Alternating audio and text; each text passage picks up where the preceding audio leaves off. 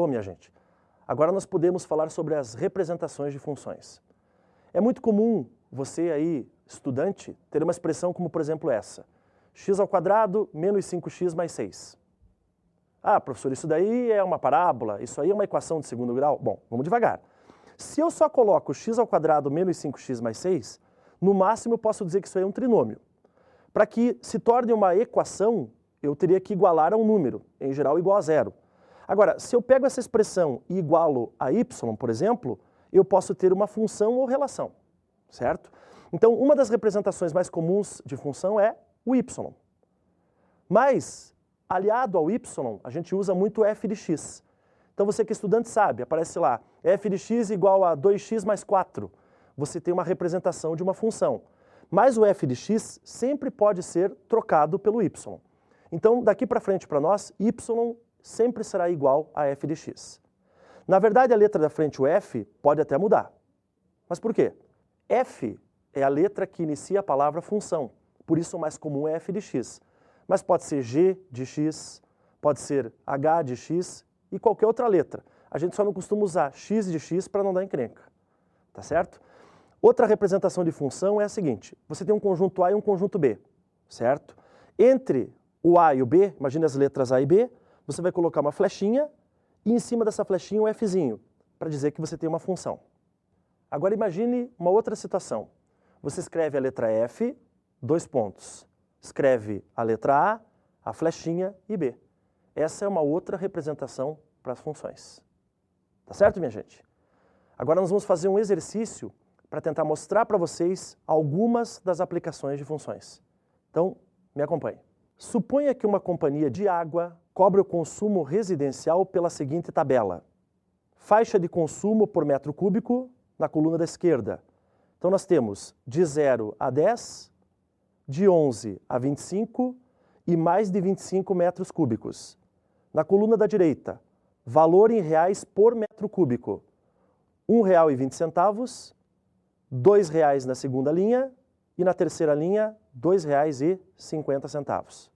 Gente, esse é um típico exercício de faixas de consumo. Você vai falar, como é que é, professor? Faixas de consumo, explico.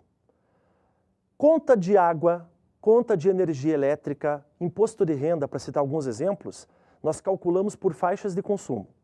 Então, imagine que a pessoa vai consumir 27 metros cúbicos, certo? É isso que eu quero descobrir. Quanto é que eu pago por 27 metros cúbicos? Então, você vai pensar na tabela. Na primeira linha da tabela, você tinha o quê? De 0 até 10 metros cúbicos. Quanto você paga? R$ 1,20. Agora, você vai pegar esses 27 metros cúbicos e vai fracionar em cada uma das linhas. Então, pense assim, da primeira linha, que se paga R$ 1,20, vão sair quantos? 10 metros cúbicos, ok? Da segunda linha, que é de 11 até 25, vão sair, quanto tem de 11 a 25? 15 metros cúbicos, então dali você vai tirar 15.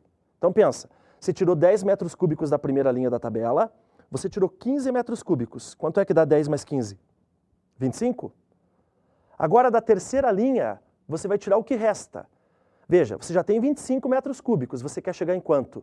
Você quer chegar em 27. Quanto falta de 25 para 27? 2 metros cúbicos.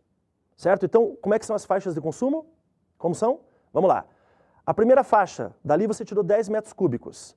Da segunda você tirou 15 metros cúbicos. E da terceira você tirou 2. Pessoal, agora nós vamos fazer a multiplicação desses valores. Vamos lá. 10 metros cúbicos da primeira linha, você vai multiplicar por 1,20. Vai dar R$ 12. Da segunda linha, você tem 15 metros cúbicos, que você vai multiplicar por 2, R$ 2. 15 vezes 2, R$ 30. E da última? Da última, que vale 2,50, você só tem 2 metros cúbicos. Quanto é que dá 2 vezes 2,50? 5. Agora a gente vai somar. R$ 12 da primeira, com R$ 30 da segunda, com R$ 5 da terceira. Quanto é que dá essa soma, gente? 12 mais 30 mais 5. Quanto deu? R$ 47. Esse é um típico problema de função onde você está associando o quê? Onde você está associando a quantidade de metros cúbicos consumidos com o valor que você paga para cada um deles através dessa faixa de consumo. Tudo bem?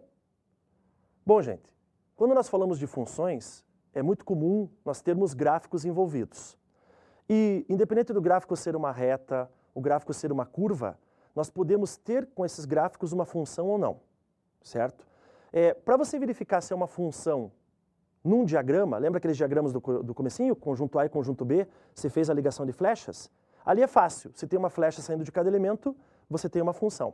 Agora, e se eu te der um gráfico no plano cartesiano? Digamos que eu te dou um desenho, ok? Imagine esse desenho que está aparecendo para você aí agora. Como é que eu verifico se esse desenho que você tem aí é uma função ou não? Existe uma regra prática que você pode usar que é a seguinte. Você vai traçar retas verticais paralelas ao eixo Y. Tá? Então comece lá da esquerda para a direita por toda a extensão do desenho. Traçamos uma primeira reta vertical, veja, cortamos o desenho em um ponto. Traçamos uma segunda reta, cortamos o desenho em um ponto. E observe que todas as retas que eu estou traçando, todas elas cortam este gráfico em um ponto. Pessoal, se eu estou cortando o gráfico em um ponto, significa que eu tenho o quê? Eu tenho uma função. Professor, mas qual é a ideia? Qual é o conceito disso? É aquele do início. É que para cada elemento do conjunto de saída, do conjunto X, você só tem um correspondente no conjunto Y.